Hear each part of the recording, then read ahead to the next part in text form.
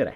Mina olen Anto Liivat, EBS-i bakalaureuse ja spetsialiseeritud magistriõppe juht ning minu vestluskaaslaseks on täna Henri Lindal, ettevõtluse ja ärijuhtimise õppekava IDU ettevõtluse spetsialiseerumissuuna juht. Tere, Henri! Tervist! Sa oled ise EBS-i vilistlane. Just. Pärast kõiki sinu ettevõtlikke toimetamisi ja ka seiklusi kõrgharidusmaastikul jõudsid sa lõpuks EBS-i. Miks ja kuidas? Oi, see on nii pikk jutt, aga suures plaanis ma kõigepealt tegelesin 15 aastat ettevõtlusega ja siis ma tulin EBS-i ja siis lõpetasin EBS-is bakalaureuse ja magistri ja nüüd olen doktoriõppes, aga paralleelselt õpingutega ja nüüd ka õpetamisega ma ikkagi jätkuvalt tegelen ettevõtlusega. Ja kuidagi muud moodi ei kujutagi ette siin EBS-is, kui ühtepidi õppida ja õpetada ja siis samal ajal ka praktiseerida, et see on niisugune suurepärane keskkond, suurepärane inkubaator selleks. Sa tulid alguses õpetama külalislektorina väiksemaid õpiampse, nendest väiksematest õpiampsudest said järjest suuremad ained, üliõpilastele see, mida ja kuidas sa tegid, meeldis järjest rohkem ja nüüd oled sa loonud IDU ettevõtluse spetsialiseerumissuuna. Miks sa arvad, et see spetsialiseerumissuund on vajalik ja kohane ettevõtluse ning ärijuhtimise üliõpilastele? Jaa, no hea küsimus. Minu taust või hiljutine taust on natukene ka IDU ettevõtlusega seotud, et siis kui ettevõtte nimega Saunum alustas, siis oli mina seal ja ehitasime seda täpselt IDU ettevõtluspõhimõttel, tehes vigu, omades väikseid töövõite ja see võib-olla pigem andis mulle tõuke selleks, et minna doktorantuuri IDU ettevõtlus otsustusprotsesse uurima. Ja mulle IDU ettevõtlus iseenesest väga meeldib. Tal on sarnasusi loomulikult tavalise ettevõtlusega, aga tal on ka mitmed toredad eripäärad. Et keegi ütles väga hästi, et IDU ettevõtlus on nagu tavaline ettevõtlus, aga steroidide peal. Ehk siis, et kõik toimub kiiresti, otsustusprotsessid on palju kiiremad, palju rohkem intuitiivsed mõnes mõttes, kahetsusväärsel kombel võiks olla tegelikult ikkagi toetuda analüüsidele ja nii edasi ja samal ajal vead tulevad kiiremini ja see niisugune iteratiivsus või lean põhimõte, mis tegelikult enamus IDU ettevõttes rakendamist leiab, on midagi, mis on väga hästi kantav edasi ka tavaettevõtlusse. IDU ettevõtlusel ja kogu ülejäänud ettevõtlusel, nagu sa ütlesid, jah, on sarnasusi, on erinevusi, aga mis on ikkagi see, mida IDU ettevõtluse spetsialiseerumissuuna üliõpilased õppivad ja harjutavad? Jällegi ühe semestri jooksul hästi kokkupakituna proovime me välja selgitada, mismoodi jätkusuutlik konkurentsieelis luua. Ja eks ta hakkab lõppude lõpuks äriideest, ärimudelist, äristrateegiast ja kuhugi maani ta lõpeb siis selle äriplaaniga, mis on meil kõige levinum moodne sõna. Aga meie see programm ennekõike ikkagi suures osas keskendub ärimudeli ja läbi siis äristrateegia valiku konkurentsieelise loomisele, et ma arvan, et see on vältimatu IDU ettevõtluses ja niisamuti, kui te tahate ehitada jätkusuutlikku äri üle pikkade aastate tavalises väike või keskmise suurusega ettevõttes või ettevõtluses, siis sellisel juhul on see ka täiesti möödapääsmatu oskus, mida omada või millest aru saada, et kuidas see käib. IDU ettevõtluse paratamatu kaasnähe on läbikukkumine. Tõenäoliselt korduvalt ja korduvalt. Kas selle spetsialiseerumissuuna läbimise järel õpivad üliõpilased targemini ebaõnnestuma? Jah, meil on selle spetsialiseerumissuuna sees ka üks aine nimega, miks IDU ettevõtted ebaõnnestuvad. Seda ainet olen ma ise lugemas, omal ajal ise disainisin ka küll kasutades Tom Eisenmanni sisendit, aga suures plaanis idee on selles, et kui üldiselt arvatakse, et iduettevõtted põruvad sellepärast, et raha saab otsa ja seda on ka erinevates statistikates toodud kõige peamise põhjusena, siis mina sellega ei nõustu, sellepärast, et raha otsa lõppemine on lõppude lõpuks mingisuguste teiste otsuste või protsesside tulem. Ja miks raha otsa saab? Siis sellel on nii palju erinevaid põhjuseid, alustades halvast planeerimisest, kehvast ideest, läbimõtlemata mudelist, halvast meeskonnast või ütleme, mitte suutlikust meeskonnast. Ei saa öelda, et inimesed on halvad, inimesed lihtsalt ei oska. Ja sellel on veel 10, 15, 20 levinud põhjust, miks iduettevõtted ebaõnnestuvad ja need õppijad, kes on aastate jooksul aines käinud, eriti juba ettevõtlus- või juhtimiskogemusega õppijad, siis tagasisidest olen ma kuulnud, et kõik see, millest me räägime iduettevõtluse võtmes, on tegelikult ka täiesti loogiline, arusaadav, rakendatav ja ennetatav tavalises ettevõtluses. Ma olen sinuga hästi nõus, muidugi. See, et raha saab otsa, on valede valikute tagajärg, samas kogu tulevikku kõik ei ole võimalik ette näha. Sa oled öelnud ka, et ettevõtlus ja juhtimine on vähemalt mõnevõrra erinevad asjad. Mismoodi sinu käsitluses ettevõtja juhist erinev? Ettevõtja võib-olla kõige suurem erinevus on riskialdis olemine. Ehk siis, et ettevõtja tegelikult langetab otsuseid ettevõttega alustamisel, ettevõtte kujundamisel natukene teisel põhimõttel kui juht. Juht tegelikult ta juhib protsesse, ta juhib inimesi, aga lõppude lõpuks tal on alati mingisugune nii-öelda safety net, kuhu kukkuda, eriti kui ta töötab kellegi teise ettevõttes. Ettevõtjal tegelikult seda safety neti sageli pole või siis ütleme, et see safety net on võimalik endale luua, tehes siis ennetavalt häid otsuseid. Et lõppude lõpuks kõik õnnestumised, mida me ettevõtlusest teame, aga ka ebaõnnestumised puhul pehmed maandumised tuginevad tegelikult teadmistele ja oskustele, mida ma arvan, et meie programm väga hästi pakub. Mida peale targa ebaõnnestumise veel sellel spetsialiseerumissuunal õpitakse? Meil on, me alustame üleüldistest iduettevõtluspõhimõtetest, me räägime sellest, kuidas iduettevõtlus praktikad erinevad tavaettevõtluspraktikatest, me räägime iduettevõtle rahastamisest, raha juhtimisest, me räägime ärimudeli loomisest, ärimudeli innovatsioonist, me räägime, nagu juba ennist sai mainitud, ühe aine raames sellest, kuidas vältida, kõigepealt kuidas ära tunda läbikukkumine ja kuidas seda võimalusel vältida. Et meil on niisugune mõnes mõttes alustava või väikse innovatiivse ettevõtte elukaar tema esimese aasta 2-3 vaates nii-öelda luubi all ja terve selle semestri jooksul läbi erinevate ainete me paneme kokku, iga üliõpilane, kes selles programmis osaleb, paneb kokku ka niisuguse portfoolio, et loodetavasti siis maikuus, kui semester lõpeb, on tal võimalik kaasa võtta päris kasulik ja rakendatav tööriist, mida siis alati aeg-ajalt jälle tagasi tulla ja vaadata. Kas selle portfoolio või tööriistaga on põhjust minna koputada ka mõne tööandja uksele või kas need inimesed, kes täna töötavad esmatasandi juhina, keskastme juhina, võiksid selle spetsialiseerumissuuna läbimise korral ka midagi oma tänases töös rakendatavat kaasa saada või on see ikkagi suund ainult neile, kes tahavad tingimata luua oma ettevõtte?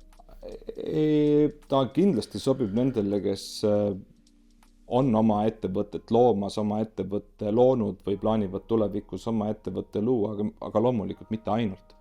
Et kui meil on võimalik võtta kellegi tänane reaalne nii-öelda ettevõtte kaasus, siis see üliõpilane kindlasti saab alustada ja minna läbi semestri, kasutades oma ettevõtet. Okei, ta peab mingisuguses osas saama ka oma kaasõppijad, kes temaga ühes õpigrupis on, võib-olla nõus see, et võtame siis osadeks portfoolio töödeks siis just konkreetselt selle ettevõtte kaasuse nii-öelda arutusele, aga suures plaanis see on alati tervitatav, sellepärast et kui lisaks sellele, et see programm annab teadmisi üliõpilastele, me saame päriselt panustada või need õppijad saavad päriselt panustada reaalsesse ettevõtlusse, siis see on nagu win-win või lisaboonus.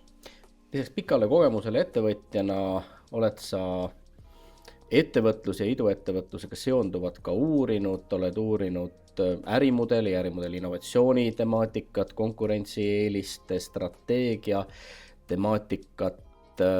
Kui sa vaatad täna Eesti iduettevõtete maastikku, siis oleme me tõesti nii head, nagu meile meeldib rääkida, ja kui oleme, siis mis on ikkagi olnud selle põhjus, et Eestis on inimese kohta loodud maailmas või ka Euroopas kõige rohkem ükssarvikuid näiteks?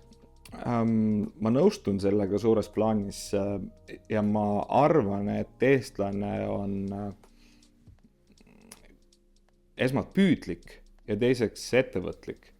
Ja kolmandaks oleme me nüüd viimaste aastate jooksul, võib-olla viimase 5-10 aasta jooksul jõudmas sellisesse staadiumisse, kus ka nii-öelda see haridus või see vastavasisuline õpe on jõudnud lõpuks järele. Sellepärast, et sellest on vähe kasu, kui sa oled ettevõtlik ja sa oled püüdlik ja mõnikord ka võib-olla natukene konservatiivne, et sa ei pressi kogu oma raha kohe kiirelt maha. Nüüd on tulnud teadmised. Ja need teadmised järjest kasvavad ja see minu hinnangul ei ole juhus, et praegu on paremini minemas. Ja loomulikult on see, et ma sooviks, et meil oleks rohkem kannatlikkust veelgi. Et kui siin just käisid numbrid läbi, need Bolti numbrid, et juba on käive kasvanud 2 miljardini, olgugi, et 100 000 oli kahjumit raamatupidamist. 100 miljonit, 100 miljonit oli kahjumit, siis äritegevus oli juba kasumlik, mis tähendab seda, et nende aastate jooksul ehitatud mitmetel kontinentidel toimuv äri on tegelikult õigustamas ennast. Mis tähendab seda, et lihtsalt tuli anda aega. Et meil on võib-olla praegu võib-olla natukene mure, aga ma jätkuvalt nõustun, et see on loogiline, et meilt need ettevõtted tulevad, aga võib-olla ainus mure, mis hetkel on see, et kõikidele ettevõtetele ei anta paraku aega.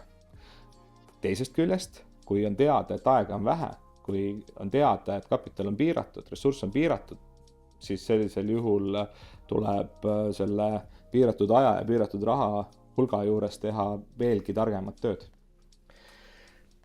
Tihtipeale öeldakse, et need maailma kõige edukamad ettevõtted on loodud inimeste poolt, kes ei ole isegi oma bakalaureuse õpinguid ära lõpetanud. Kas sinul tegelikult läks päris tükk aega ja sa jõudsid oma esimese akadeemilise kraadini üsna hilises eas. Kas sa täna tagasi vaadates usud, et ülikooli haridusel on ettevõtjana õnnestumisel oluline roll või tegelikult saab vähemalt peaaegu sama hästi ka ilma ülikoolis käimata? Alustuseks on see, et järjest rohkem tuleb näiteid peale, kus väga edukad ja rikkad juhid on tegelikult hästi haritud. Võtame kas või Jeff Bezose. Tema ei ole kuskil nurga taga käinud. Tema minu teada on Stanfordi lõpetanud. Et see on niisugune hea müüt, et kunagi Bill Gatesil polnud, see tähendab seda, et kõigil ei ole. Jah, mina lõpetasin bakalaureuse 35-selt. Ettevõtjana tegutsesin 15+ aastat ennem seda. Palju vigu tegin.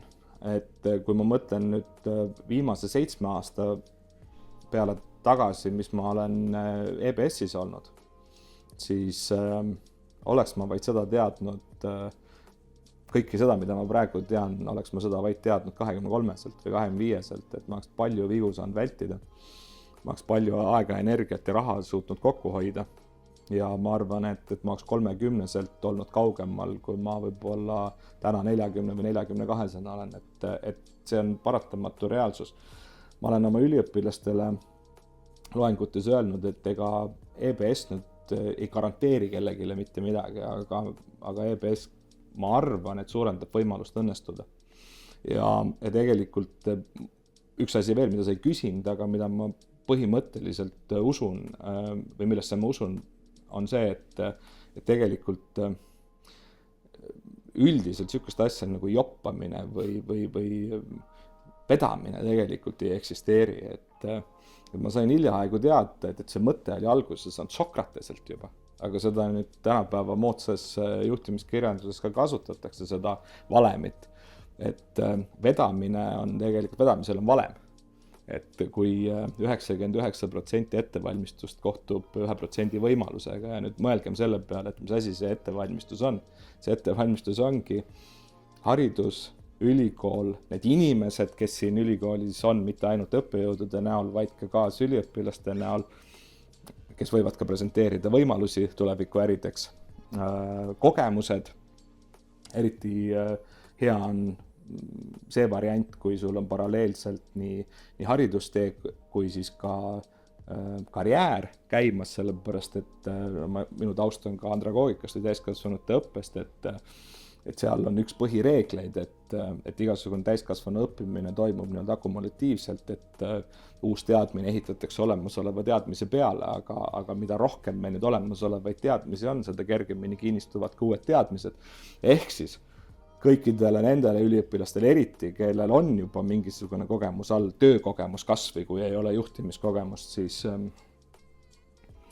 siin ülikoolis õppida, uusi teadmisi saada, võib-olla mingisugustele olemasolevatele teadmistele kinnitust saada, et see on absoluutselt fantastiline keskkond.